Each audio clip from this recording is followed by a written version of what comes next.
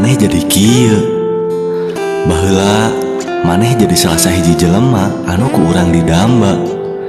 Soalna timimiti omongan, tindakan jeung kalakuan jadi picontoheun batur jeung babaturan.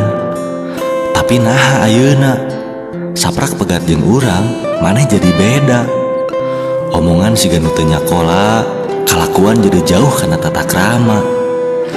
Sigana lingkungan maneh nu ayeuna jadi penyebab utamana. Atawa sigana kabogoh maneh anu ayeuna teu bisa mawa maneh kana jalan anu kuduna. GWS nya, mudah-mudahan esok lusa maneh jadi maneh nu ku urang dikenal baheula.